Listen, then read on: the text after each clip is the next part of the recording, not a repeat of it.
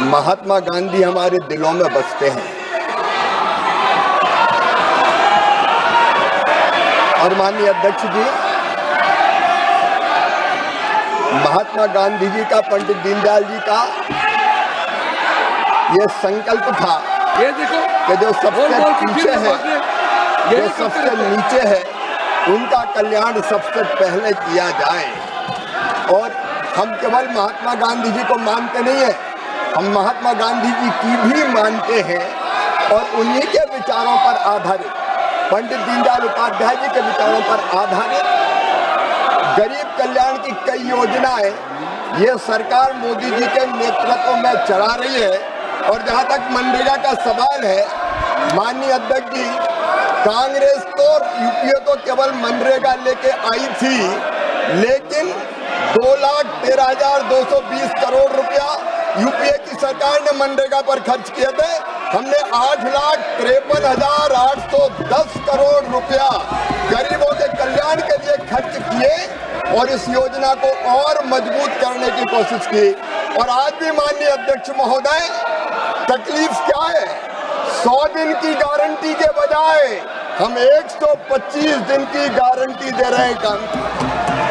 125 दिन की गारंटी देने का काम कर रहे हैं और केवल ये गारंटी कोरी नहीं है माननीय अध्यक्ष महोदय, उसके लिए 1,51,282 करोड़ से ज्यादा रुपए की राशि का प्रावधान किया गया है।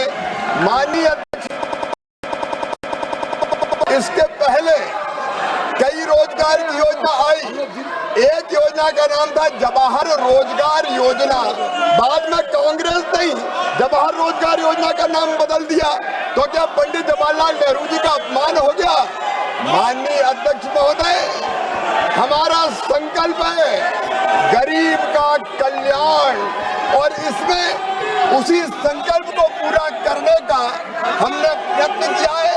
न केवल गरीब का कल्याण बल्कि उसके साथ गांव का संपूर्ण विकास, जो महात्मा गांधी कहते थे, एक स्वयंपूर्ण गांव, एक स्वावलंबी गांव, एक विकसित गांव का निर्माण, इसका प्रावधान इसमें किया गया है।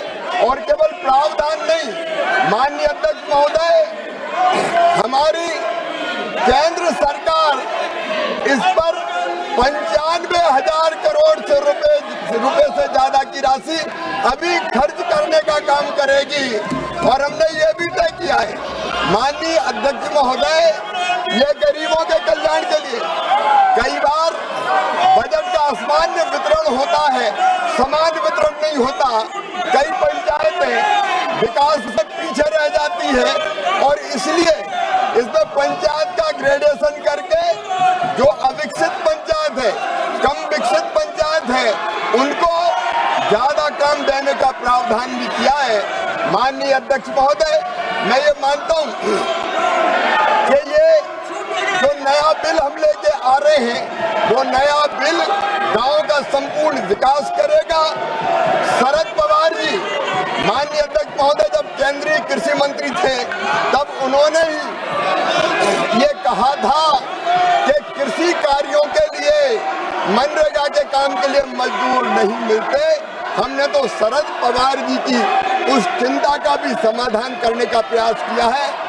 और इसलिए मैं विस्तार से जब इस बिल पर चर्चा होगी तब अपनी बात कहूंगा, लेकिन मैं फिर दोहरा रहा हूं कि बापू हमारे दिलों में बसते हैं, उनका हम पूरा सम्मान करते हैं।